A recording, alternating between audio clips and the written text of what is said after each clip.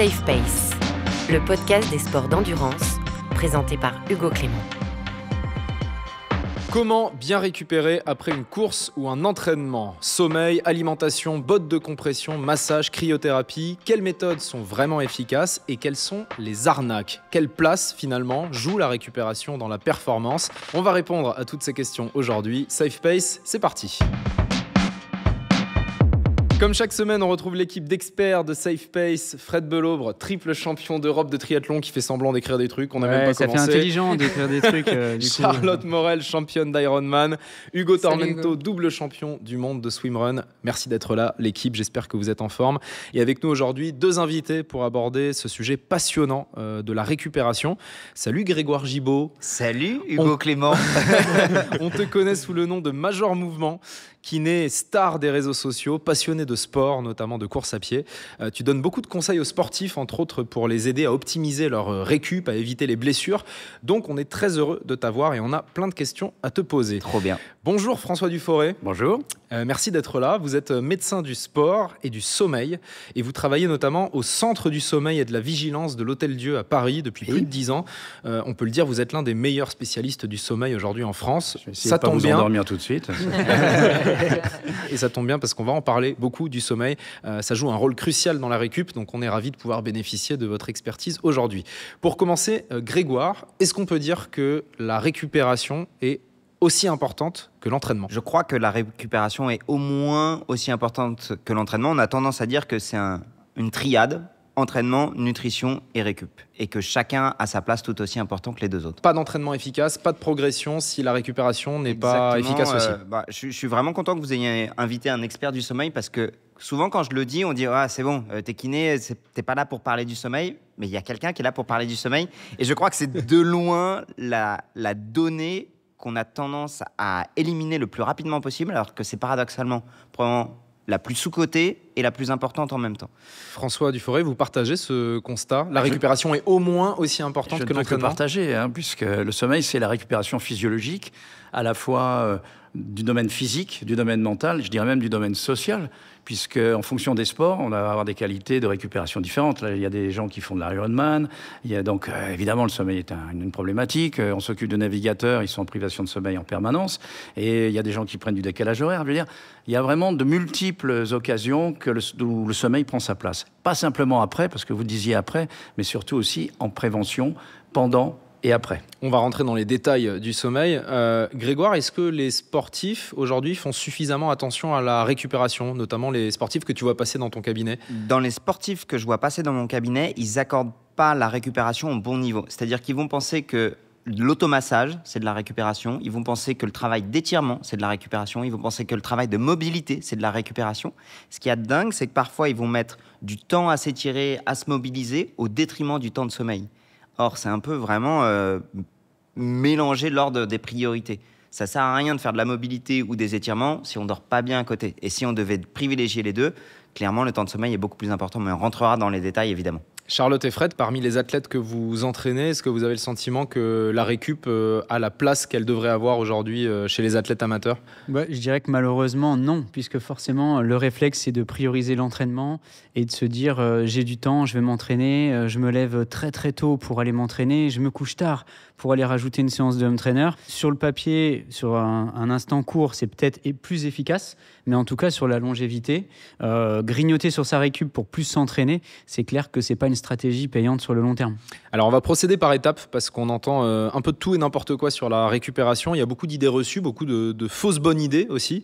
On va décortiquer tout ça ensemble et on va commencer par la base, le repos et le sommeil. Grégoire, est-ce que tu peux, avant qu'on aille voir le spécialiste, est-ce que tu peux nous expliquer ce qui se passe dans notre corps après un effort intense? Alors après un effort intense, si je dois la vulgariser, c'est qu'on a épuisé une partie de notre énergie et on a créé, j'aime pas beaucoup cette expression parce qu'elle peut être parfois péjorative, mais créer des micro-dégâts, c'est pas exactement ça qui se passe, mais on va garder ça parce que c'est ce qu'il y a de plus simple dans notre corps, au niveau de nos fibres musculaires, au niveau de nos tissus conjonctifs, ça inclut les ligaments, les tendons, les cartilages. Et grâce au phénomène du sport, il va y avoir un mécanisme de mécanotransduction. En gros, on met une pression sur ces structures-là qui vont se transformer grâce à l'entraînement.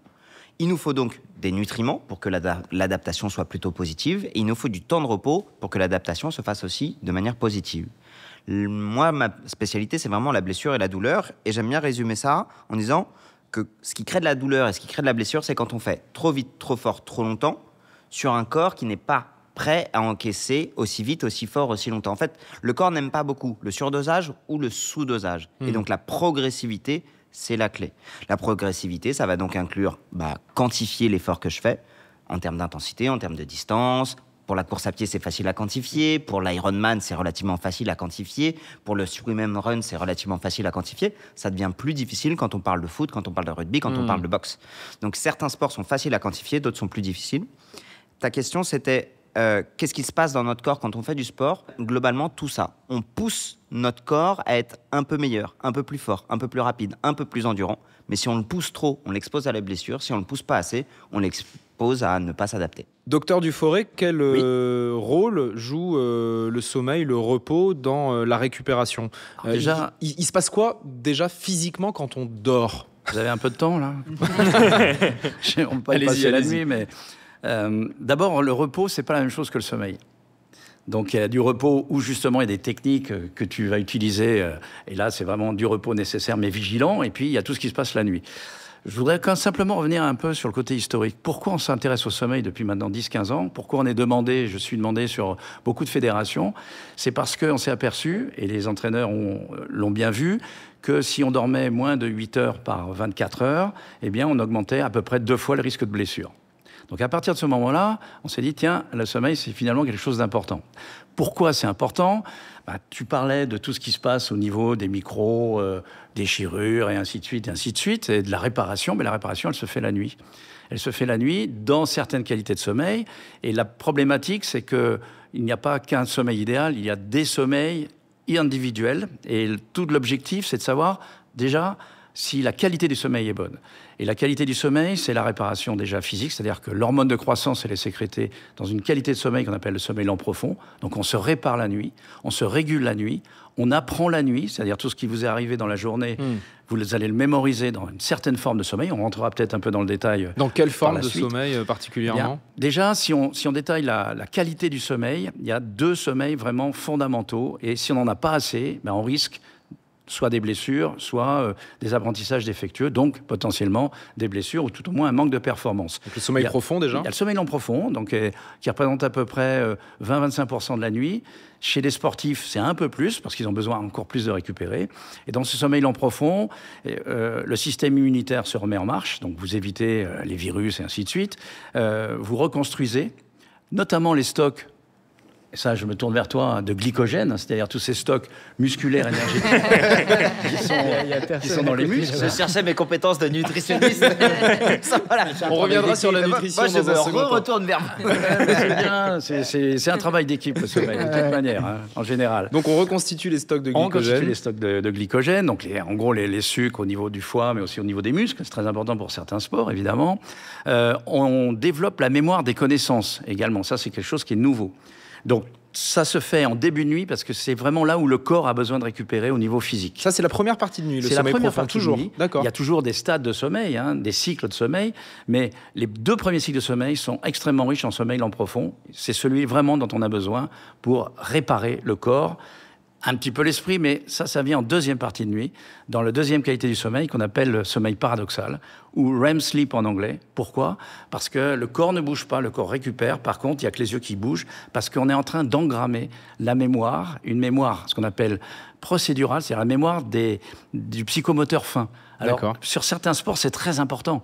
Je veux dire, par exemple, le tennis, le golf, le ski, vous engrammez des choses que vous avez eues à l'entraînement, mais vous ne l'apprenez pas le jour, vous l'apprenez la nuit. C'est pendant le sommeil paradoxal qu'on rêve? Exactement, 90% ça, c'est pas une idée rêve, reçue, ça? Non. 90% du rêve se fait dans le sommeil paradoxal. Et c'est pas tout. Il y a notamment des problématiques de sommeil qui arrivent dans le sport de haut niveau, même un peu partout, liées à des gens qui sont un petit peu perfectionnistes, parfois un peu anxieux. L'anxiété pré-compétitive ou l'anxiété post-compétitive quand on a loupé sa compétition et qu'on a les réseaux sociaux qui disent « vous avez été mauvais ». Donc ça, c'est pas très bon, notamment dans les sports collectifs. Je vous donne un chiffre tout bête, mais vous allez dormir 25 ans dans votre vie en moyenne. Et il vaut mieux que ça serve à quelque chose, parce que sinon, il est un peu long. Un peu de temps. Et alors, Donc, c'est fondamental. on entend beaucoup de choses sur le sommeil, notamment qu'il faut dormir 8 heures par nuit. Est-ce que ça, c'est validé par la science, notamment pour les sportifs? Et d'un point de vue épidémiologique, la première étude dont je vous ai parlé, c'était moins de 8 heures, 2 fois plus de risque de blessure, surtout chez les jeunes. Mais c'est épidémiologique, c'est une statistique. Ensuite, ce qu'on fait, nous, au niveau individuel, pour chacun des athlètes ou des sportifs qui viennent nous voir, c'est de savoir quel type de dormeurs ils sont. Puisque ce sont des courbes qu'on appelle les courbes de Gauss. En gros, vous avez des petits dormeurs à 6 heures, génétiques, et des gros dormeurs à 9 heures. La moyenne est aux alentours de 7h30, évidemment. Mais vous avez des petits dormeurs, ils n'ont pas besoin de beaucoup de sommeil. D'autres, s'ils dorment que 7h30, il va leur manquer 1h30. Alors moi, je connais des gros dormeurs ici. Je connais Fred et Charlotte. Alors ça, là, c'était déjà, avant, c'est ça. catégorie gros dormeurs Ouais, avant oui. qu'ils aient leur enfant. Hugo, t'es dans quel... Plutôt petit dormeur. Hein, Ouais. Plutôt petit Si on dormeur. regarde les stats, je suis Ça, plutôt c'est sur 6h30. génétique, Et du toi, coup, Greg, C'est génétique, c'est assez une chance. intéressant parce que c'est souvent Ouais. les gens Pas qui une sont dans chance. les disciplines d'endurance. Qui sont des petits dormeurs? Souvent. Et comment on fait pour le C'est pas valable pour nous. savoir Pour le ça savoir. Dans quel caste on est? Alors, Ouais. il y a ça, petit, moyen ou gros dormeur. Puis en plus, c'est parce que ça se complexifie, je suis pas venu pour rien, hein, sur l'horloge biologique. Et l'horloge biologique, c'est est-ce que vous êtes plutôt du matin, plutôt Ah oui. intermédiaire ou plutôt du soir? Plutôt C'est vous pas êtes- un mythe, ça? Non. Je suis pas du matin? C'est génétique, c'est voilà. le prix Nobel 2017, c'était sur le codage génétique du chronotype. Et vous avez la combinatoire du petit dormeur du soir, eh bien c'est un avantage compétitif. Ah oui. Vous endormez à minuit, à 6h du matin, vous êtes en pleine forme. Toi, ça rigole. Ah ouais, donc ça c'est Ça, génétique. c'est- Non mais c'est passionnant c'est ce que vous pas dites parce que Fred. ça on peut penser que c'est des idées reçues. Moi, Donc il y a vraiment des petits, des gros dormeurs, certains qui sont plus Totalement. du matin, d'autres du soir. Grégoire, tu te reconnais dans Ah quoi non, là-dedans? moi, on m'a toujours dit que j'étais feignant parce que je suis un gros dormeur du matin. C'est juste génétique. C'est juste génétique. Moi, à 7 heures, je suis nul. Mais nul. T'es Et excellent pendant en grasse mat, longtemps, quoi. nul. Et Jusqu'à par à peu contre, près à minuit, t'es 14h30. excellent. Oui, non, mais pour de vrai. Quand j'ai fait J'en connais un autre comme mes études supérieures, je bossais jusqu'à 3h du matin. J'étais dans ma meilleure shape. Exactement. Mais donc ça trouve une origine génétique. Oui, et D'accord. après, ça peut changer avec l'âge. Après, il y a hommes et femmes, c'est pas la même chose non plus. Parce que beaucoup d'études ont été faites chez les hommes, moins chez les femmes. Or, le sommeil des femmes, pour des raisons hormonales, pour des raisons cycliques, est un petit peu différent. Mais ça, c'est un point clé parce qu'il ne faut pas culpabiliser les gens en disant j'ai dormi que peu de temps, donc je ne vais pas être bon le lendemain. On a eu, nous, un triathlète qui nous a posé cette question-là, et on lui a dit, mais même si tu dors pas la veille d'une compétition, c'est pas un problème. Tu vas être bon. À partir de combien de mauvaises nuits de sommeil on commence à avoir un impact négatif sur les Ça, performances? c'est une définition sur l'insomnie chronique que vous posez, qui est tout à fait légitime. C'est quand on a soit des difficultés d'endormissement, soit des réveils nocturnes, soit des réveils trop tôt dans la journée avec des fatigues, des coups de barre dans la journée. Si ça vous arrive 3 fois par semaine depuis plus de 3 mois, là, il faut aller voir. Il y a quelque chose peut-être qui ne va pas. Là, ce que vous Grégoire. décrivez, c'est le fait d'être parent, en fait. J'allais dire. Dans ma tête, ça J'allais coche dire, tous en les fait, cases. Et c'est exactement ça. Je veux dire, on a énormément de demandes de jeunes papas ou de jeunes mamans Ouais. sur Ouais, comment je dors. Mon horloge biologique est totalement perturbée parce que l'horloge biologique du bébé, c'est pas l'horloge biologique des parents. T'arrives à gérer ton sommeil comment, Grégoire, à la fois sur le plan perso et sportif? Ah bah moi, depuis que mes enfants ont plus de 6 ans, ça a changé ma vie. Hein. Vraiment, moi, ils ont 10 et 6, et c'est vrai qu'en fait, quand on prend un tunnel avec un enfant dans la maison de moins de 3 ans, on voit pas le jour. Surtout le premier. Surtout le premier. Parce qu'on n'est pas prévenu. Pour répondre à ta question, je te dirais, Fred j'ai et fait Charlotte, du mieux que je peux. Vous Ouais, êtes prêts? ouais, On parle de ouais. 6 ans, là, On a hein, plus- Malouane. on a plus le C'est choix, pas en fait. 6 semaines. Je Non, précise mais pour nos auditeurs que Fred et Charlotte viennent d'avoir un petit nouveau-né. garçon qui s'appelle Léo il y a 1 mois. Et donc ils sont en plein dans ce tunnel que vous décrivez, Grégoire et François, ce tunnel d'absence de sommeil Ça fait 5 et d'impact semaines. sur les performances Ça physiques. fait 5 semaines et ça va. Et Ouais, est-ce puis que, il y a un effet j'avais une question, générationnel François, par aussi. rapport au temps de sommeil, est-ce que ça peut être segmenté du coup? Est-ce que les siestes sont comprises dans ce temps de sommeil? Est-ce que si on peut dormir que 7 heures, on peut faire des siestes qui peuvent être régénératrices? Alors, moi, j'ai eu la chance d'être formé par des militaires. Donc, j'ai appris carré. justement Ouais, la tu- privation de sommeil. Ouais, ouais. Et ceux qui nous ont beaucoup appris, et je vais répondre à ta question, c'est les navigateurs. Donc moi, Oui. je fais 8 Vendée Globe. Donc c'est tous les 4 ans, je ne donne pas mon âge. Mais vous comprenez qu'on a beaucoup appris avec les navigateurs. Et notamment les qualités de sieste. Et en fait, un bon dormeur, c'est pas quelqu'un qui dort régulièrement, tout le temps, 8 heures par nuit. C'est un bon gestionnaire de sa dette de sommeil. Parce qu'il y a plein de raisons d'être en dette de sommeil. Parce qu'on est en compétition, parce qu'on est en jet lag, parce qu'on a un enfant, parce qu'on travaille, parce qu'on est un peu anxieux et qu'il y a des choses dans la tête. Et c'est normal, c'est humain. Par contre, avoir la possibilité de récupérer et de savoir que je peux récupérer. Et comment ? Quels types de siestes sont efficaces ? On pourra rentrer dans le détail si vous voulez, mais ça, c'est des choses qu'on apprend maintenant, notamment aux militaires, notamment aux navigateurs qui vont aller sur le terrain. Grégoire. Tu me demandais tout à l'heure chez mes patients quel profil je vois émerger. Il y a un profil que je vois chez les jeunes parents où il y a, je trouve, une pression qui est parfois une autopression qui est énorme de « je viens d'être parent et j'ai quelque chose à me prouver » ou « je dois prouver quelque chose à la société de me maintenir en forme ». Et il y a souvent, à peu près sur une courte période de 4-5 ans de vie, où on est, une fois de plus, il y a pas mal de variantes individuelles, mais entre 25 et 45 ans, j'ai une forte proposition au travail, j'ai des possibilités d'appuyer un peu sur les curseurs pour pouvoir avoir des promotions. J'ai un enfant, j'essaie de me maintenir en forme. Souvent, j'ai un enfant, du coup, je commence à me poser aussi la question de la planète de demain. J'ai une remise en question sur mon mode de consommation. Du coup, je commence à changer aussi mon alimentation, mais j'ai pas le temps d'aller vraiment à fond dans le sujet. Je me retrouve parfois en dette nutritionnelle, en dette de sommeil. J'essaye de maintenir dans tout ça une activité, finalement, à laquelle socialement, ça reste un lien dans lequel je m'épanouis. On revoit beaucoup ça dans le triathlon, dans le crossfit. Et du coup, je vais parfois m'entraîner plus que ce que je m'entraînais avant, avec des sensations où c'est un peu bizarre, parce qu'à la fois, on a beaucoup d'adrénaline, on se sent revivre, on a l'impression d'avoir sa place à soi et de se sentir bien et de ne pas être qu'un parent. Et puis parfois, on commence à développer des douleurs. Typiquement, ça va être là un terreau assez fertile pour que le mal de dos commence à s'émerger ou des tendinites à répétition. Tu le constates chez les jeunes parents sportifs qui manquent de sommeil, l'apparition de mal de dos ? C'est une consultation sur 4 à peu près. C'est un peu au pifomètre ce que je te dis, mais vraiment, en fait, là, ce que je t'ai dit, en fait, c'est qu'à Volo, je t'ai sorti tous les facteurs de risque d'exposition à une douleur articulaire qui devient chronique. En gros, les douleurs articulaires, on en a tous. Ça arrive tout le temps. Mais si jamais tu cumules dette de sommeil, surentraînement, grand questionnement autour de la vie et le stress que ça génère, en effet, t'es pas dans les conditions très fertiles pour pouvoir t'en sortir. Et d'un petit truc, ça devient un gros truc juste parce que t'as plein de facteurs de risque d'exposer. Est-ce que dans ton cabinet, tu vois arriver des sportifs qui présentent des blessures, que ce soit des tendinites ou autres, qui viennent, selon toi, du manque de récupération de sommeil ? Ah oui, et de toute évidence. Et c'est là où, justement, je suis content qu'il y ait un expert du sommeil à côté de moi, c'est que ma parole en tant qu'iné, j'ai beau leur regarder droit dans les yeux en disant « il y a un sujet là-dessus, est-ce que c'est OK pour vous pour qu'on y aille ?» Ils me disent « oui, je suis OK. Est-ce que je peux vous donner quelques conseils ?» J'ai fait des vidéos avec des spécialistes qu'on a en commun. Ils n'y vont pas. Et je pense qu'ils n'y vont pas parce que il y a une part de culpabilité dans la dette de sommeil. Il y a une part de... ça remet en question beaucoup de choses dans mon organisation de vie et l'effort mental d'y aller est difficile.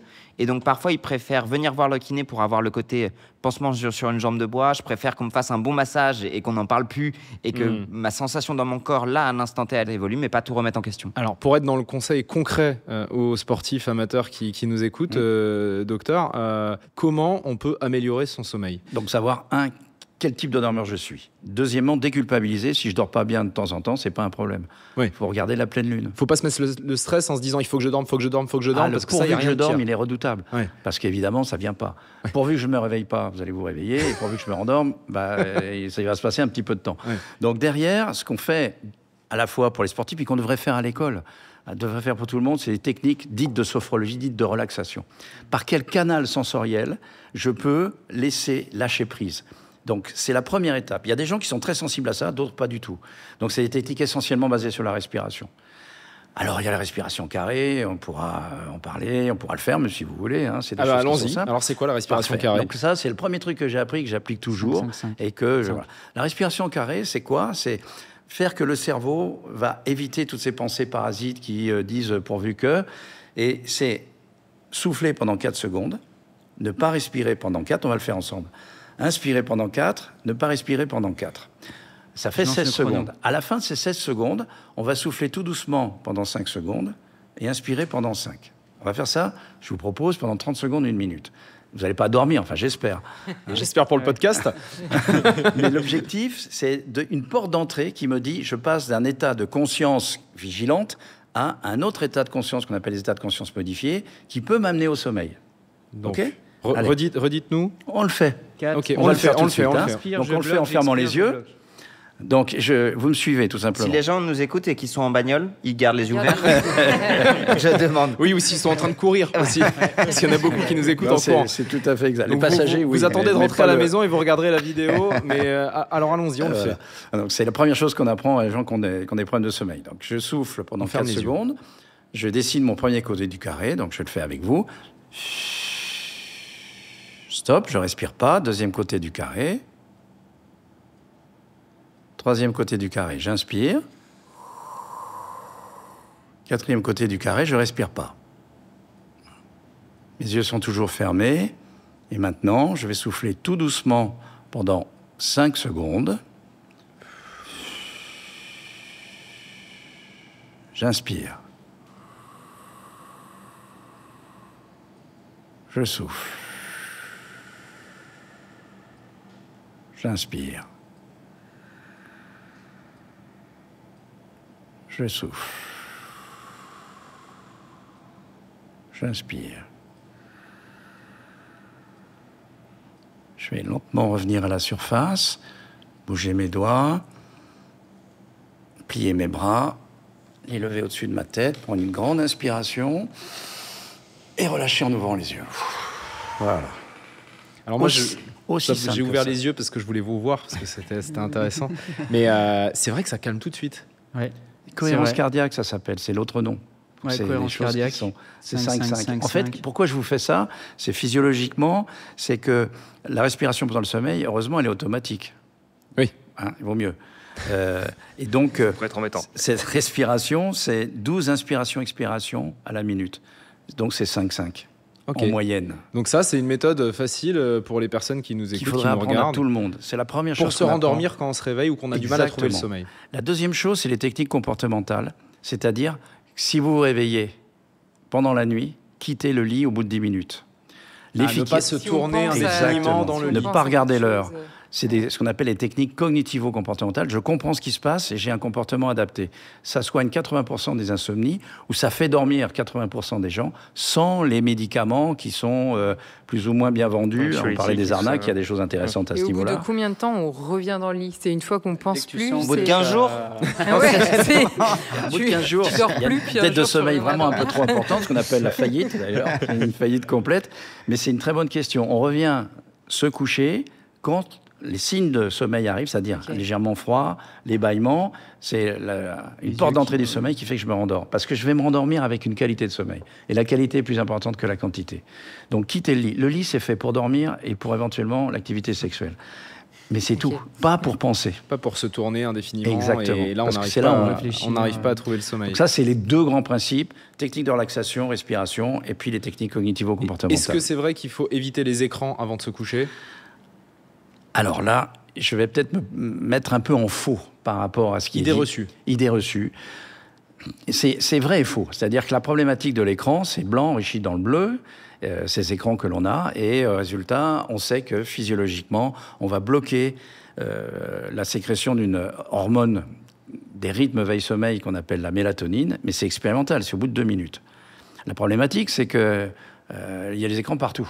Ouais. Hein, et que parfois les écrans peuvent aider à dormir. La première chose à faire, c'est changer la couleur de l'écran, ce qu'on appelle le night shift. Parce que vous êtes dans un écran blanc enrichi dans le bleu, vous passez dans un écran un peu orangé, ben, la sécrétion de mélatonine peut se faire. Deuxièmement, qu'est-ce que vous regardez? Ne regardez pas Netflix, ne regardez pas les réseaux sociaux, parce que ça motive le cerveau à retravailler. Regardez des effets de mer, comme on en a... j'ai eu un athlète tahitien qui s'endormait en moins de 2 minutes parce qu'il regardait de la mer. Regardez une série, alors moi c'est ma génération, Colombo, Inspecteur d'Eric, ça va vous endormir facilement. Je sais pas si c'est encore diffusé. Ou Safe Space. Non, Safe Space. Tout. Safe Space, il y a même des exercices pour apprendre à respirer et tout. Donc vous regardez Safe Space, vous allez vous Par endormir exemple, très par rapidement. exemple, exactement. Euh, Exactement. Mais c'est des rituels. Très rapidement sur la sieste. Une Quel type sieste de sieste efficace, il faut que ce soit quoi? 20 minutes? 3 siestes. 3 siestes. La première, celle qu'on vient de faire. Moins de 2 minutes, on rafraîchit le cerveau. Ça veut pas dire... Micro-sieste. Micro-sieste. C'est ce qu'on apprend, nous, opérationnellement, parce qu'on n'a pas le temps quand vous êtes dans un avion de chasse ou des choses de ce style-là. Et on a démontré qu'elles étaient vraiment efficaces. La deuxième sieste, c'est la sieste du navigateur. C'est en gros entre 10 et 40 minutes, mais chacun d'entre nous a une durée de sieste qui est la vôtre, qui est D'accord. votre propre durée de Entre sieste. 10 et 40. OK. Et on n'est pas obligé d'avoir la sensation de dormir pour faire la oui. sieste. Ça, c'est un point très important. J'arrive pas à faire la sieste parce que j'arrive pas à dormir. Oui. Qu'est-ce que tu en sais? Tu fermes les yeux, on enregistre, t'es en stade 1 de sommeil, tu le sais même pas. Ce qui est important, c'est de rentrer dans la sieste, mais de savoir en sortir. C'est pour ça qu'on dit d'entre 10 et 40 minutes. Et je vous donne un truc vraiment efficace pour tout le monde, et qu'on a appris à des joueurs de rugby qui étaient quand même, il fallait les persuader, hein. Ils sont quand même assez imposants pour leur imposer des choses. C'est café-sieste. Vous prenez un café, parce que c'est des heures chronobiologiques entre 13h et 16h. Vous prenez un café, vous faites une sieste de 20 minutes, et l'effet de la caféine va vous faire sortir de la sieste d'une manière stimulante. Au bout de Et 20 puis il y a la minutes. sieste royale, Ok. où là c'est un cycle entier de sommeil, 1h30. Généralement, c'est la sieste du week-end, mais ça dépend aussi de vos horaires d'entraînement et ainsi de suite. Et ça se fait généralement en après-midi. On a bien compris, hein, avec toutes ces techniques, le sommeil, c'est vraiment la base de la récupération. Il y a toute une mode pourtant sur les réseaux sociaux, avec des comptes très suivis qui font des vidéos de motivation sur les morning routines, où les influenceurs se filment parfois dès 3h ou 4h du matin pour montrer tout ce qu'ils font au lieu de dormir, avec un peu le discours en fond qui tend à dire en fait, dormir, c'est une perte de temps, regardez tout ce que je fais pendant que vous dormez. Il y a notamment un influenceur qui s'appelle Ashton Hall, un Américain qui est suivi quand même par 17 millions de personnes. Donc ces vidéos font des millions et des millions de vues. Voici une des vidéos qu'il a postées sur son compte Instagram. Donc ça commence à 3h55 du matin. On voit qu'il se lave les dents, il se fait un petit verre d'eau, il se met des trucs sur le visage, routine beauté, coiffe, rasage, etc. Il va faire à 4h11 du matin une espèce de méditation sur la terrasse, puis des pompes à 4h20, et ainsi de suite, jusqu'à 7-8h du matin, où il commence à travailler, à lire, à méditer, avec des séances de sport qui reviennent toutes les demi-heures. Grégoire et Docteur Duforet, cette valorisation du fait de ne pas dormir, qu'est-ce que vous en pensez? C'est un gros problème de santé publique, hein. C'est valable peut-être pour des gens qui sont du matin et qui sont en horaire décalé, mais vous allez vous priver d'une qualité de sommeil qui est peut-être nécessaire à d'autres choses que la musculation, par exemple. Donc, c'est des choses sur lesquelles il faut lutter, parce que la problématique, c'est valable pour certaines personnes, mais pas pour d'autres. Si tu es du soir, fais ça, et tu vas revenir me voir en consultation, hein, je pense. Concrètement, Grégoire, est-ce qu'il vaut mieux faire une bonne nuit et pas faire sa séance de muscu le matin, ou se mettre un réveil très tôt, où on va se réveiller fatigué pour se dire il faut absolument que j'aille faire ma muscu avant d'aller bosser? Alors, j'ai deux réponses. La première, c'est ce que nous donne la littérature. La deuxième, c'est que j'ai testé. Ah. Donc, en effet, il vaut mieux se faire une bonne nuit de sommeil que d'aller à l'encontre de son propre rythme. Mais je l'ai testé. Donc là, Ashton Hall, je fais une petite parenthèse là-dessus. Il manipule quand même très bien son audience et ses médias, et il intègre finalement la partie haters des gens qui vont parler de lui dans son modèle économique. Ouais. C'est vrai, une énorme fraude, mais tout le monde aime regarder la fraude, à quel point il va se planter en fait. Ouais. Tout le monde le suit pour ça. Mais il prend quand même des conseils parfois de Miracle Morning qui sont pas complètement cons sur le papier, de je me réveille, je fais un peu d'activité physique, je me réveille, je médite un peu, je me réveille, je lis un peu. Il condense tout ça et il devient une parodie de lui-même. Cependant, il y a quelques conseils, si on les prend individuellement, qui peuvent s'appliquer à chaque individu. À titre personnel, j'ai essayé la Miracle Morning, donc ce côté où pendant 1 heure, je me réveille, je lis, je médite, je mange bien, je vais courir, je fais mon sport. J'ai tenu 4 jours. Pour ceux qui ne connaissent pas le Miracle Morning, le principe est de se lever légèrement plus tôt pour se consacrer du temps à soi et uniquement à soi, et pour s'enrichir personnellement. Donc du coup, ça peut être soit du sport, soit prendre un cours, soit Je pense que la lecture. Je pense que ça peut convenir à certaines personnes. Je Oui, pense que bien ça sûr, peut convenir bien à sûr. certaines phases de vie, mais le faire au moment où c'est pas le moment et si vous n'avez pas le profil, vous allez vous y casser les dents. Docteur. Oui, et puis simplement, je voudrais rajouter, c'est l'importance de la lumière. C'est-à-dire la lumière est le principal synchronisateur de l'horloge biologique. Et donc, quand on se lève à 3h du matin, il fait nuit. Alors que, faut pas oublier que l'espèce humaine a été l'Homo sapiens, avant de coloniser la Terre entière, c'était la corne de l'Afrique. Et donc, on pouvait se lever à 6h du matin, parce qu'il y avait de la lumière, et donc on réveillait l'horloge biologique, et il faisait nuit à 18h. Mais maintenant, les troubles du sommeil sont les plus importants. Où? Dans les pays scandinaves. Et parce que justement, il y a cette absence de lumière, avec l'hiver, et trop de lumière le jour. Donc, dans le Miracle Morning, la problématique, c'est si je me lève avec l'aube, pourquoi pas? C'est pas idiot du tout. Mais l'aube à 5 heures du matin, oui. Mais quand c'est l'hiver et que l'aube est à 9 heures, c'est pas la même chose. Hugo, tu voulais aborder une question qui intéresse de plus en plus de sportifs amateurs, c'est la question de la VFC, la variabilité de la fréquence cardiaque. C'est un sujet important, ça. Dans notre monde où on est toujours ultra connecté, on a toutes ces montres au poignet et qui montrent un état de fatigue et qui est souvent appuyé par rapport à cette VFC. On fait même d'ailleurs des cycles d'entraînement en fonction de la VFC. C'est quoi la VFC? Préparer les si compétitions. On peut juste préciser, c'est quoi la VFC? C'est la variabilité sinusale. Alors, quand on parlait de cohérence cardiaque, c'est le mot un peu qui justifie la variabilité de la fréquence cardiaque. En fait, c'est pas le pouls, c'est la variation de la fréquence cardiaque entre 2 battements. Et c'est vrai que quand c'est bien fait, quand c'est bien évalué, vous avez une vraie réflexion sur l'état de fatigue. Donc ça peut être une prévention du burn-out ou des choses de ce style. L'écart de temps entre les différents battements de notre cœur donne une indication sur notre état de fatigue. Il y a une variation. Et donc, ça donne donc, c'est des choses qui ont été faites beaucoup dans le ski de fond en France, notamment dans le Jura. Et beaucoup d'athlètes d'endurance qui ont fait ça. Et maintenant, c'est normatif. Et les montres connectées sont intéressantes à ce niveau-là. Oui, quand on dort avec une montre de sport au poignet, certains modèles donnent le matin la VFC de la nuit pour évaluer le niveau de fatigue. Exactement. Moi, j'ai des amis qui me disaient justement que leur montre était capable de leur dire presque qu'avant qu'ils ne le sachent, qu'ils allaient tomber malades. C'est vrai ou c'est faux? C'est surtout le fait que dans un ensemble où il y a un trouble du sommeil et une variabilité de la fréquence cardiaque qui est plate, vous êtes à risque parce que le système immunitaire, il a chuté. D'accord. Ça veut dire aussi que, parce que si on arrive à se faire vacciner pour la grippe, par exemple, eh bien, si vous faites une nuit de sommeil qui est bonne, le vaccin marchera. Si vous faites une nuit de sommeil qui n'est pas bonne derrière une vaccination, vous avez très peu de chances que le vaccin soit efficace. Donc ça fait partie des données quand même qui sont intéressantes à surveiller, la VFC, même pour les sportifs amateurs, pour savoir si on peut aller s'entraîner dur ou s'il faut plutôt lever le pied. Bien sûr. Plus la sensation qu'on en a. Il ne faut jamais oublier la partie subjective par rapport à... Ouais, parce que parfois, on peut faire des entraînements où on est crevé, on pousse fort et on se sent vachement mieux derrière. C'est aussi, exactement, c'est aussi possible. Il y a des athlètes comme Mathieu Blanchard, qu'on a déjà reçu dans SafePace, qui, eux, expliquent qu'après une course, notamment après sa diagonale des fous, il attend que sa VFC revienne à la normale pour reprendre l'entraînement. Il ne reprend pas l'entraînement tant que sa VFC, sa variabilité de fréquence cardiaque, n'est pas revenue à la normale. Tout à fait. Avant de passer à la deuxième base de la récupération, pour finir sur le sommeil, Fred, Charlotte et Hugo, vous qui êtes athlètes professionnels, enfin en tout cas de haut niveau, un conseil pour bien dormir avant une course et après une course? Franchement, moi j'avais souvent testé le conseil qu'on vient d'aborder sur la respiration, c'est top. Il y a aussi essayer de contrôler son esprit.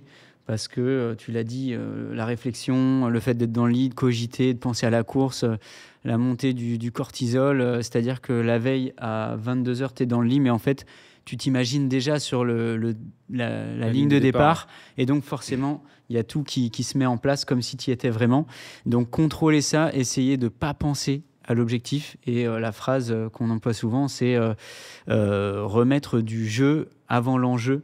Donc ne pas penser à l'enjeu, penser à la mer par exemple, voir des choses qui t'apaisent plutôt que de se redire 10 fois, mince, est-ce que j'ai bien pris mes baskets, est-ce que j'ai bien mon matos, etc. Charlotte, toi tu dis que c'est pas forcément la dernière nuit qui compte en fait, c'est ça, c'est pas forcément la dernière nuit avant la course où il faut se mettre la pression pour bien dormir parce que c'est normal d'être stressé. Oui, tout à fait, puis François l'a mentionné, et puis en fait souvent, pour un Ironman, même une course, un marathon, une ultra, c'est très tôt les départs, on peut dormir 2-3 heures, avec le stress peut-être un peu moins, mais c'est vraiment pas la nuit la plus importante, si avant on n'est pas en dette de sommeil, il n'y a pas d'inquiétude à avoir par rapport à ça. Ouais. Et on a même reçu Dorian Louvet dans SafePace qui a battu son record sur 10 km après une nuit blanche avec une grosse fiesta.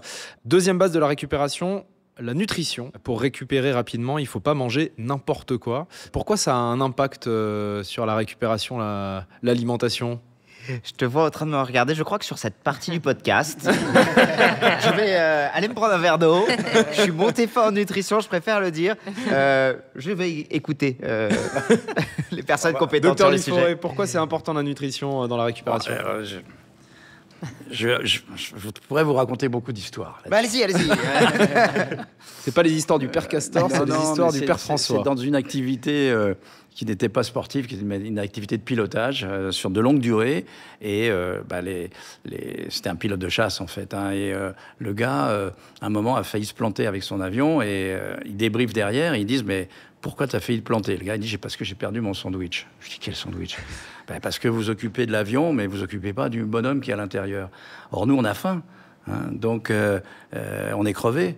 Et donc, on se fait des petits sandwichs. Et donc, derrière, c'est les premières années des études des années 90 sur, finalement, la nutrition. Est-ce que ça joue sur la vigilance ou sur l'endormissement? Et la réponse est oui. Donc, c'est ce qu'on fait. Là, ils sont partis avec le 15 de France. Ma femme est nutritionniste du 15, donc ça facilite les choses. Donc, je vais répéter ce qu'elle a dit. Là, si vous mangez sucré le soir, vous facilitez l'endormissement. Si, par contre, le matin, vous êtes plutôt protidique, pour des raisons qui sont bien identifiées maintenant, vous allez stimuler ou maintenir la vigilance même quand vous êtes fatigué. Donc plutôt des protéines le matin. Plutôt les protéines le matin, protéinées le matin, et plutôt le sucre. Le sucre à index glycémique lent, on est bien d'accord. Hein. Batterie, etc. Exactement. Le soir. Et peut-être le petit sucre plaisir. Alors je ne parle pas de l'alcool, parce que ça endort, mais ça réveille aussi un petit peu en deuxième partie de nuit. C'est un faux ami. Faux ami, on va en parler. Ah ouais? Ouais, là tu. Allez, je reviens dans la partie. Le retour de Major Mouvement. Autant sur la nutrition, les brocolis, tout ça, faut pas lui demander. Autant sur la vodka, c'est pour lui. Alors moi, je parle sous le contrôle de Charlotte, qui est quand même très calée en nutrition sportive. Donc tu me corriges si je me trompe, mais il y a plusieurs paramètres qui doivent être respectés d'après les études pour une bonne récupération au niveau de la nutrition. C'est d'abord la temporalité. Le plus efficace, c'est d'apporter des nutriments juste après l'effort. Ensuite, sur le plan des macronutriments, le point sur lequel le sportif doit diriger son attention, c'est l'apport en glucides et l'apport en protéines. Ça rejoint ce qu'on vient de dire. Et troisième point, il n'est pas conseillé de manger des aliments riches en lipides pendant la récupération, donc des aliments trop gras, parce que ça peut diminuer ou ralentir l'absorption des autres aliments. Est-ce que c'est bon, prof Charlotte ? Écoute, si tu as lu ces études, c'est que j'imagine qu'elles sont fiables. Après, oui, il y a une fenêtre métabolique tout de suite après l'effort qui permet d'optimiser la récupération. Donc dès qu'on a fini la course. Voilà, et sur les 4 heures après. Donc, c'est vraiment tout de suite après l'effort, que ce soit un entraînement ou une course, qu'on peut améliorer sa récupération. Alors, qu'est-ce qu'on mange à la fin d'une course? Et les macronutriments principalement recommandés à ce moment-là, c'est effectivement des glucides et des protéines. Donc, avoir un apport de glucides plutôt à index glycémique assez rapide, des fruits secs, une banane bien mûre, et des protéines. Donc ça peut être aussi même un shaker de poudre protéinée pour améliorer la récupération. Et ça, c'est important de le faire vraiment dans les quelques heures qui suivent l'effort intense ou la course. Oui, tout à fait. Il y a aussi la réhydratation. C'est vrai qu'on parle beaucoup de nutrition, mais aussi il y a la réhydratation avec une eau bicarbonatée si possible. Et c'est tout de suite après l'effort et dans les 4 heures principalement. Mais par contre, avoir un bon apport lipidique, pour moi, ça me paraît aussi indispensable, moins urgent, mais indispensable chez le sportif.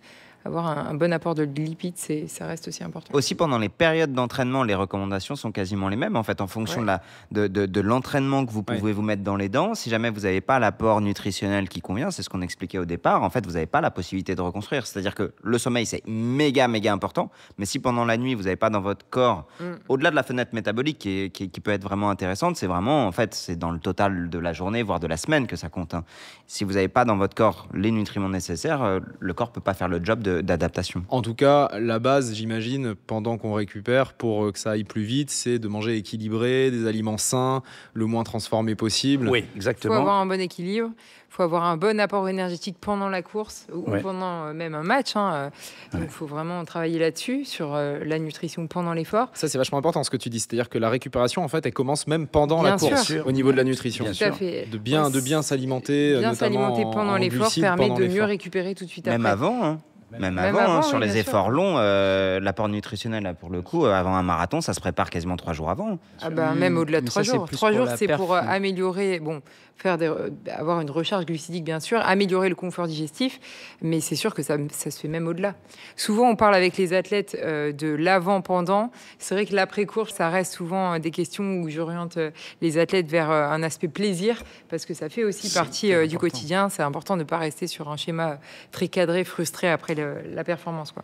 Alors, au-delà du sommeil et de la nutrition, il y a aussi 2 écoles sur la récupération en termes d'entraînement. D'un côté, la récupération active, qui consiste à maintenir un minimum d'entraînement après une course ou une séance intense, le lendemain ou le jour même, par exemple, faire un peu de vélo après une course à pied. Et de l'autre côté, la récupération passive, où là, l'idée, c'est de plus rien faire du tout, plus d'activité physique pendant quelques jours, voire plus.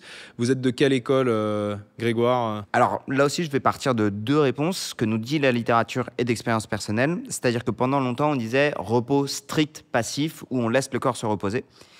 Et on commence de plus en plus à avoir des datas qui nous montrent que c'est plus intéressant d'avoir de la récup active. Et à titre personnel, j'ai aussi essayé ces 2-là, c'est-à-dire que j'essayais de complètement me mettre au repos. Et certes, je me reposais bien, mais en fait, psychologiquement, ça allait pas bien. Au niveau de l'alimentation, c'était catastrophique, où j'avais tendance à bouffer tout ce qui me passait sous la main. Et émotionnellement, j'avais des hauts et des bas qui étaient très durs à gérer. Vraiment des bas qui pouvaient être très, très bas et des hauts qui duraient pas de temps et qui n'étaient jamais à la hauteur du moment où tu franchis la ligne d'arrivée. Et je suis pas le seul à ressentir ça, à la fois dans mon cercle sportif, à la fois avec mes patients. Et aujourd'hui, je préfère, même si c'est contre-intuitif, proposer plutôt en fait du deload, donc vraiment de revenir progressivement à un rythme d'entraînement, de la décharge de volume et d'intensité, en maintenant une activité active, en maintenant une activité plutôt douce. Ça, c'est des études qui ont maintenant une trentaine d'années, ce fameuse, en fonction des disciplines, le fameux lactate. Si vous voulez éliminer le lactate, il faut avoir un repos actif. Mais c'est, alors là, je me tourne vers le kiné, la sédentarité, ne rien faire, par rapport à la douleur notamment, c'est pas une chose qu'il faut faire.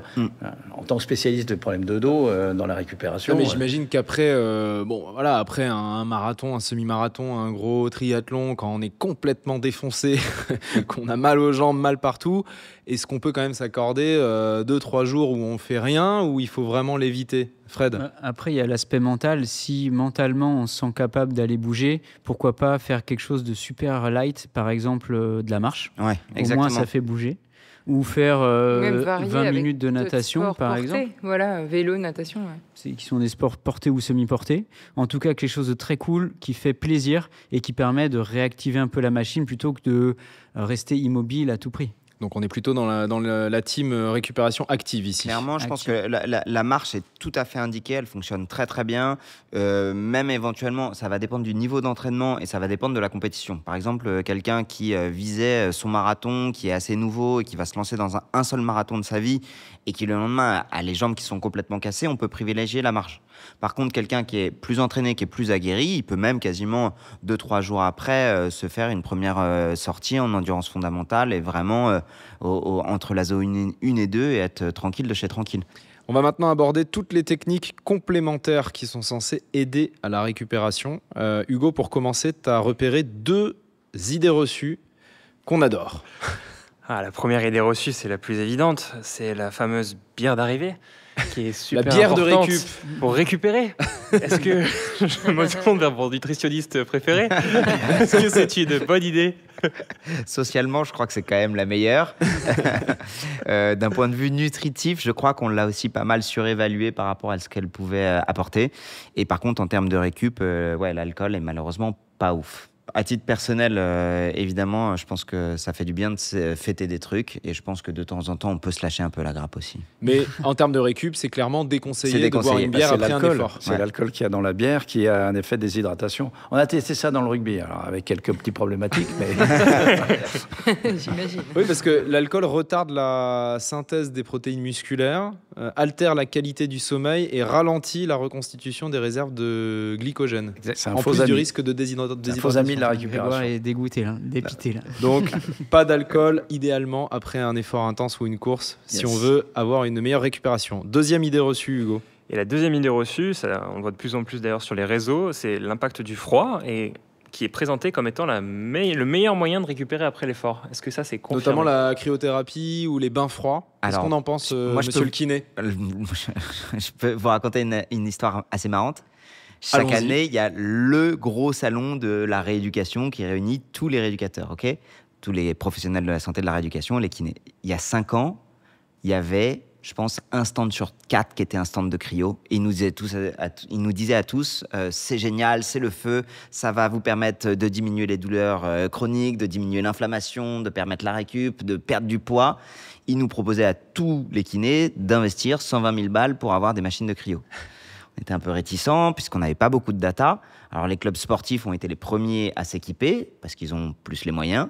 Et moi, je suis content qu'il l'ait fait parce qu'après, quand on a eu les datas, on s'est rendu compte que finalement, entre des cryos très très très froides et du bain froid, il n'y avait pas grand-chose. Il y a beaucoup de variations individuelles aussi. Et là où on en est, c'est que finalement, on n'est pas obligé d'aller chercher du très grand froid. Il semblerait qu'entre, je crois, c'est 5 et 12 degrés, qu'on ait quasiment les mêmes bénéfices. Une fois de plus, ça va dépendre des individus. Et que les effets avancés sont franchement de l'ordre du détail. Donc un simple bain froid pourrait avoir globalement le même effet positif sur la récupération qu'une cryothérapie. Exactement. Globalement, pour ceux qui ont la chance de vivre près de la mer, allez-y, c'est gratuit, ce sera bien meilleur parce que vous serez à l'extérieur. Vous allez économiser beaucoup d'argent. Il y a aussi différents types de bains froids. Il y a des process 2-1, 3-2-1 avec des augmentations des temps. Ça, c'est l'alternance bain chaud, bain froid. Ah oui, c'est peut-être plus alternance chaud-froid. On appelle sur les bains écossais. Alors là, j'ai une version un peu plus santé de ma réponse. J'aurais pas les connaissances sur la partie vraiment performance sportive. Le froid peut avoir d'autres performances sur la santé mentale, pour le coup. Est-ce que c'est de l'ordre du placebo ou pas, je ne sais pas, sachant que je suis un professionnel de santé qui considère que le placebo fait 100% partie du traitement. C'est pas comme, je ne considérerais jamais que parce que c'est placebo, ça ne marche pas. Je considérais juste qu'on met le cerveau dans les meilleures conditions pour qu'il puisse permettre au corps de s'auto-traiter. Donc pour moi, le placebo, ça fonctionne. François, sur la cryothérapie, le bain froid. Il y a un petit truc sur le sommeil. C'est-à-dire que pour s'endormir, il faut que la température corporelle centrale, qui est donc celle du cerveau, de la tête, diminue de 1 degré, 1,5 degré. Donc le froid, paradoxalement, on dort plus facilement. Donc il y a des vraies réflexions recherche sur des matelas ou des oreillers thermorégulants. C'est pour ça qu'on conseille une température de 18 à 19 degrés dans les chambres Exactement, pour dormir. Alors qu'en fait, il faudrait vérifier la température de la tête sur l'oreiller. Et puis les 18 degrés, c'est une chose, mais c'est aussi sous la couette. Oui, donc c'est un peu plus complexe que les 18 degrés. 18 degrés, c'est pas mal, mais il n'y a pas que ça. Grégoire, j'ai 1 minute d'explication qui est hyper intéressante parfois sur l'utilisation du froid. On a eu tendance à dire que le froid, c'était anti-inflammatoire et que quand on a une blessure, une entorse, une déchirure musculaire, c'est inflammatoire et qu'on veut calmer l'inflammation. On a un peu fait du rétropédalage là-dessus et on a changé de discours. On considère aujourd'hui plutôt qu'une inflammation locale. Donc ce que je vous ai expliqué, c'est micro-déchirures qui vont être le lieu d'échange nutritionnel grâce au repos et du coup un peu comme un chantier qui va pouvoir se faire. Cette micro-inflammation locale, c'est une première étape de la cicatrisation. Donc mettre du froid dessus a un côté antalgique, ça va diminuer la douleur, c'est un côté anti-inflammatoire, ça va diminuer l'inflammation, mais en fait cette inflammation, elle est un peu nécessaire pour la cicatrisation. Et donc pour la récupération. Et donc pour la récupération, mettre du froid pourrait peut-être ralentir la récupération et en cas de blessure légère, pourrait même ralentir la cicatrisation. Ah, ça, c'est contre-intuitif. C'est contre-intuitif. Et donc, c'est pour ça que parfois, on ne sait pas trop quelle réponse donner. Genre, je me suis fait mal, est-ce que je dois mettre du froid aujourd'hui ? Et ça change beaucoup. Ma réponse est simple. Si vous tolérez la douleur, ne mettez pas de froid. Si jamais vous ne tolérez pas la douleur, vous pouvez mettre du froid qui va jouer sur la douleur. Maintenant, si jamais il y a un œdème important, et l'œdème important pour le coup, ça peut créer un peu des embouteillages de ces échanges liquidiens nécessaires à la cicatrisation, préférez plutôt dormir en déclive, c'est-à-dire mettez 1 ou 2 oreillers sous votre membre lésé, le genou, la cheville, le bras, pour faire en sorte que pendant la nuit qui est nécessaire à la cicatrisation, j'ai un retour lymphatique et veineux favorable vers le cœur. Super intéressant ça, parce que c'est vrai qu'on a tendance à se dire si on a mal quelque part, on met du froid, ça va accélérer la pareil récup. sur les anti-inflammatoires, on pourrait avoir la même réflexion. Il y a un gros business qui se développe sur les aides technologiques à la récupération. Il y a du bon, du moins bon. On va vous demander votre avis à chaque fois, Grégoire et François. Hugo, première solution miracle, c'est quoi ?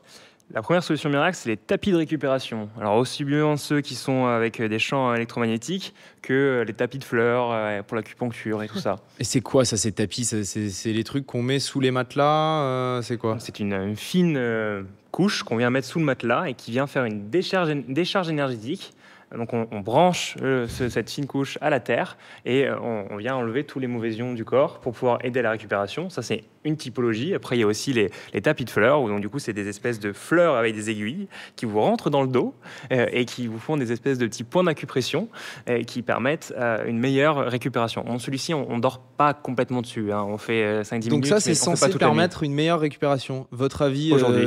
Grégoire, pour commencer? Joker. Non, pas de joker, j'ai ma réponse. Moi, je dirais, j'ai le droit de dire que c'est de la merde ou pas? Tu as le droit de dire ce que tu veux. L'un ici, la comme parole est l'autre. libre. Trop tard. Non, moi, avant qu'on rentre dans ce chapitre, je suis trop content parce qu'on a vraiment fait les 2 plus gros blocs les plus importants. Maintenant, en fait, on pourrait imaginer que ce qu'on évoque, c'est un peu une pyramide. Et là, avec sommeil et nutrition, on a fait 95% de la pyramide. Dans ce qu'on va répondre, c'est important pour moi qu'on dise, il y a des trucs vraiment, c'est de la merde. Et il y a des trucs qui peuvent être bien, mais on parle que de 5% de la pyramide. Ouais. Qu'on soit bien d'accord. Mais là, c'était vraiment de la merde. Pour l'un comme pour l'autre. Ah ouais, Les l'un comme tapis, l'autre. les tapis de récupération, les c'est pas les ton tapis truc. d'acupression, là, j'y vais, mais plein faux. Autant le premier, déjà, j'ai senti que dans les explications, t'étais un peu léger. Et comme moi en nutrition, tu vois, tu me balances des trucs. Alors, c'est censé remettre les énergies. Ok, merci, au revoir. Mais par contre, sur les tapis d'acupression, mais là, on est dans du bullshit complet. Je vais me les farcir parce que je trouve ça absolument ignoble. Dans leur marketing, ils sont hyper agressifs. Aujourd'hui, ils te parlent de récup. Il y a 5 ans, ils soignaient la fibromyalgie, les syndromes des lèvres dans l'os, qui sont des vraies pathologies chroniques, complexes. Et ces gens-là méritent de l'éducation l'éducation thérapeutique. Ils méritent des vrais conseils et pas des tapis de merde. Ouais. Point. Deuxième chose, je les ai achetés. C'est vraiment de la merde. Ok, donc fake news, quoi. Ah, Ces mais trucs, méga, ça ne méga sert à fake rien news. pour la Ah, oui, oui, oui. récupération. Même avis, François? Ah, il est en colère. Hein. Ah non, ça m'énerve. Ça m'énerve. La désinformation, ça me saoule. Moi, je pense que l'effet placebo peut être intéressant.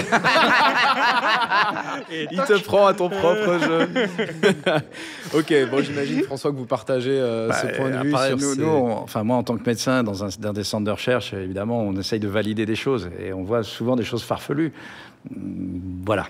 Ok, Sur leur bon. site internet, il n'y a pas une seule ressource. Étude, voilà. Il y a pas Étude une seule scientifique étude. validée par un comité.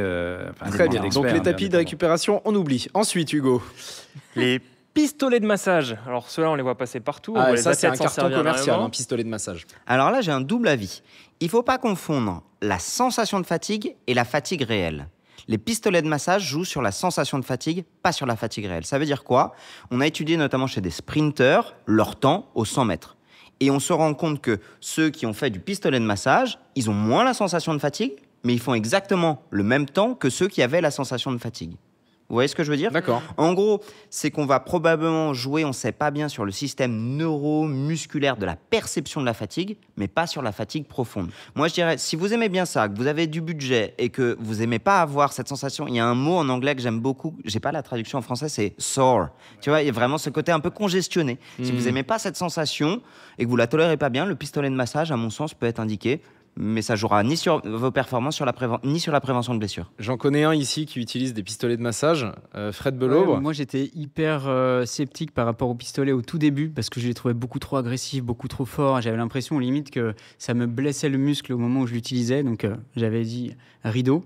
Et avec les nouveaux, là, Je suis d'accord avec toi. les petits pistolets qui sont plutôt doux, je trouve, tu me dis si, moi j'ai une théorie, tu me dis si c'est vrai, que mes fibres musculaires qui seraient un petit peu figées dues aux cicatrisations pendant la nuit, suite à un effort un peu violent, si je fais un peu de pistolet avant d'aller recourir, ben, je vais faciliter mon échauffement et le muscle va être un peu plus mou et malléable. Du coup, je vais pouvoir améliorer mon échauffement là-dessus. C'est ce qu'on retrouve en effet dans pas mal de nouvelles procédures d'échauffement, ce qu'on va retrouver au travers des rouleaux de massage, je ne sais pas si tu les avais vus, dans les balles de massage ou dans l'actif assez doux à très basse intensité ou dans les pistolets de massage.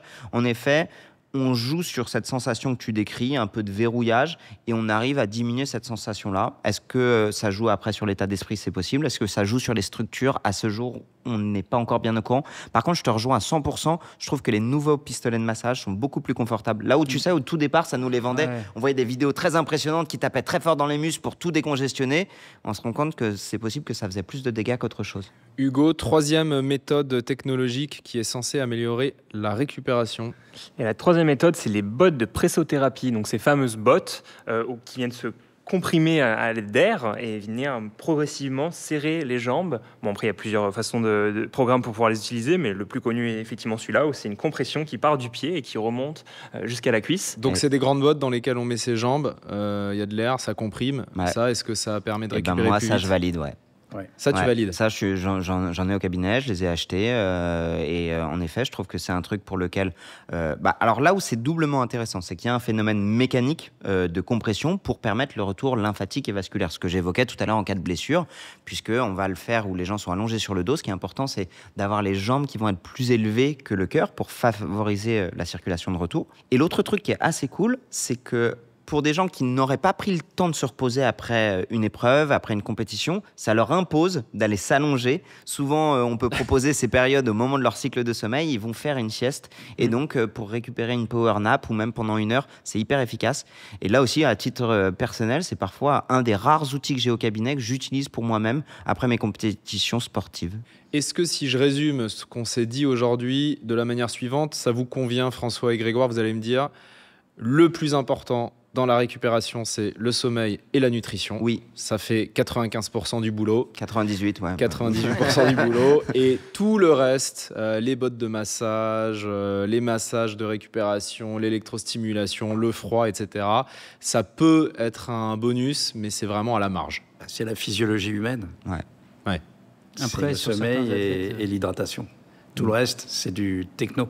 Donc il ne peut pas y avoir de récup s'il n'y a pas un bon sommeil et une bonne alimentation. Oui, c'est exactement. C'est l'heure de l'interview tapis, Grégoire. C'est toi qui vas t'y François, si vous êtes coller. Tu as été désigné Major Mouvement pour faire l'interview tapis. Donc je te laisse aller t'échauffer. On se retrouve dans quelques instants. Ok. Et pendant que tu t'équipes, je rappelle ton dernier livre qu'on conseille vivement, 8 piliers pour rester jeune le plus longtemps possible. C'est chez Marabout et c'est super intéressant. Merci beaucoup. À tout de suite sur le tapis. Ça va Grégoire, t'es bien échauffé? Ça va, super. Ah bah je vois que c'est t'es en pleine l'interview forme. tapis. Ça nous fait un jingle. Bah tu veux pas le faire en regardant la caméra? C'est l'interview tapis. C'est une interview qui est sur un tapis. Nickel, parfait. Tu fais de la course à pied? Je fais occasionnellement un peu de course à pied, ouais. D'accord. Non mais t'as l'air à l'aise là, on est bien. Écoute, là, On commence à 8 km/h, je te rappelle le concept, à chaque mauvaise réponse, la vitesse augmente Ok, jusqu'à ce que tu craques.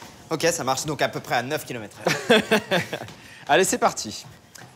Le record de France du 1500 mètres en athlétisme a été battu il y a quelques jours. C'est vrai. Par qui et en combien de temps? Par Bruno Solo.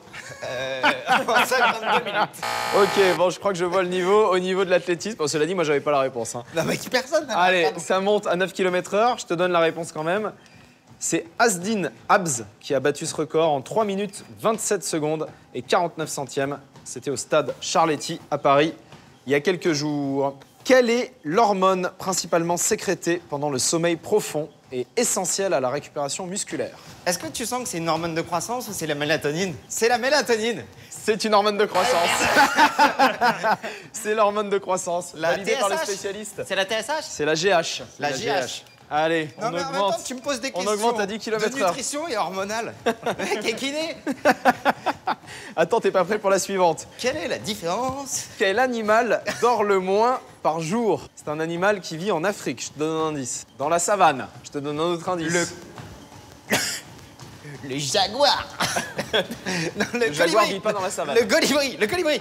Le colibri, il vit pas du tout dans la savane en Putain, Afrique. mais tu- Il vit dans les forêts tropicales. T'as aucune idée, c'est un animal très connu que tous les enfants Si. adorent. Le suricate. Tes enfants, ils adorent les suricates.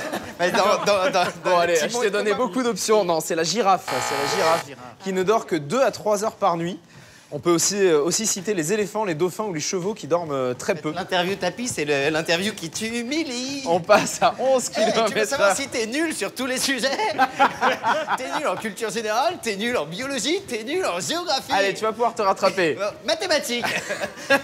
Quel- C'est nous la 12e décimale de pi. T'es nul. Maintenant, on passe à la chimie organique. Récite-nous le cycle de Krebs, mais à l'envers. T'es nul.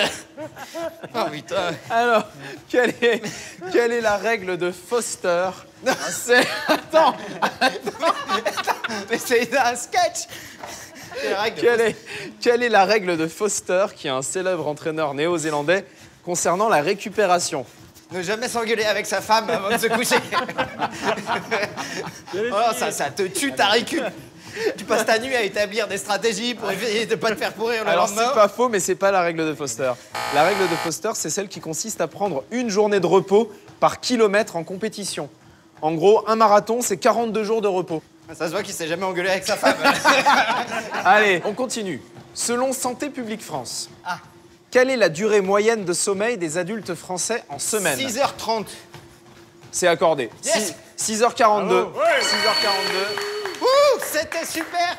L'interview, On est loin des 8 heures hein, quand même. Hein. Oh, tu veux pas lui demander de reprendre la parole? Il a pas assez parlé encore. Désolé François, mais... Sachant que le week-end c'est plus, c'est 7h26. Voilà. Quel micronutriment, numéro 12 du tableau périodique des éléments, participe à la régénération musculaire? C'est le K, non, c'est le potassium. Numéro 12 du tableau périodique des éléments participe à la régénération musculaire. On dit souvent que les Français en manquent. Le calcium. On dit souvent que les Français en manquent. De l'audace. On dit souvent... On dit souvent que les Français en manquent et qu'il faut manger du chocolat. Mais du potassium... Attends, dans le chocolat? Dans le chocolat, il y a du calcium, il y a du potassium, il y a du magnésium. C'est le magnésium B12. Oui, c'est le magnésium, le numéro 12 au tableau périodique des éléments, bravo. Il n'y a pas un moment où on peut passer au QCM pour les mecs nuls? Le magnésium qui participe à la régénération musculaire. On est toujours à 12 km/h. Est-ce que tu peux m'épeler cryothérapie en une seule fois, sans erreur? CRYOTHERAPIE. Bravo, Grégoire. Et maintenant, la même chose, mais à l'envers. EIPAREHTOY-RC.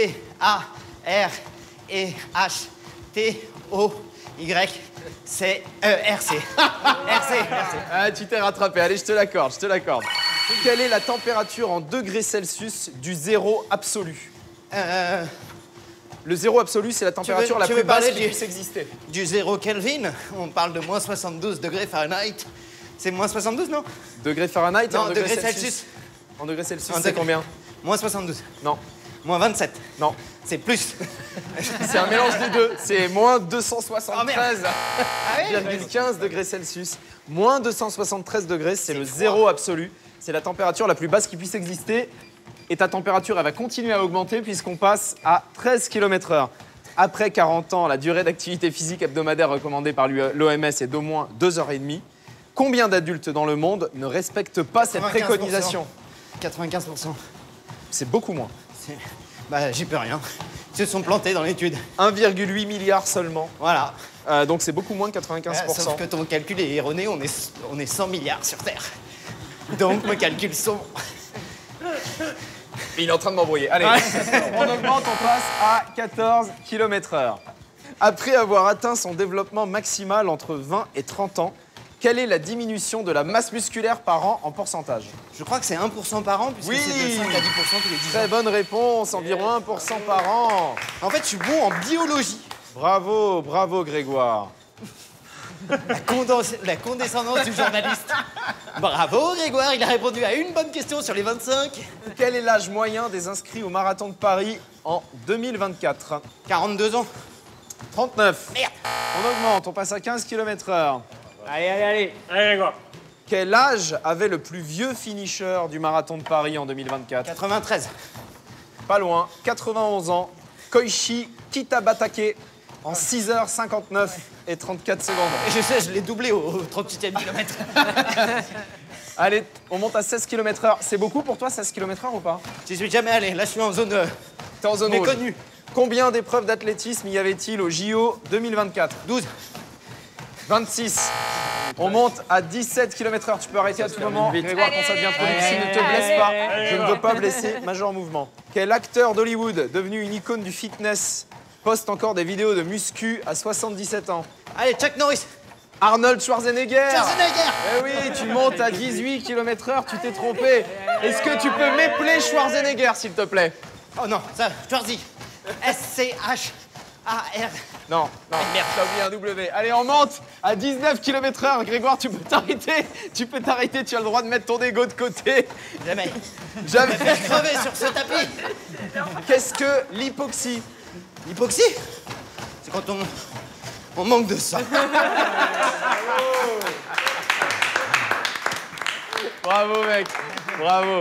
T'es monté à 18 km/h quand même, c'est beau, mais je te laisse finir ta réponse. Qu'est-ce que l'hypoxie? L'hypoxie, c'est non, quand on manque d'oxygène. Exactement, et c'est un peu ton cas en ce moment. Bravo mec, on peut retourner s'asseoir. Ah, c'était vraiment super, vraiment. J'ai adoré, c'était super.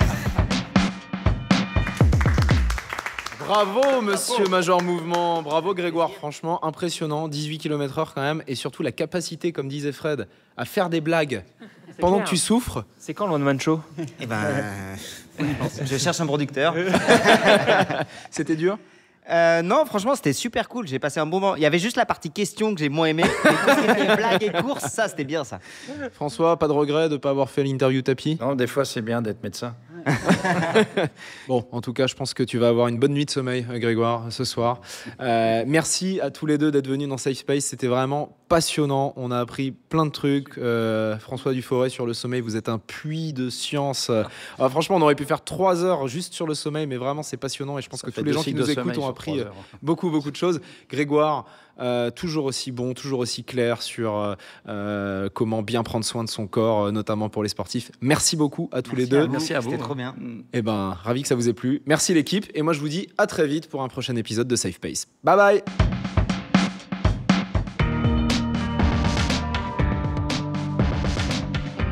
Safe Pace, le podcast des sports d'endurance, présenté par Hugo Clément.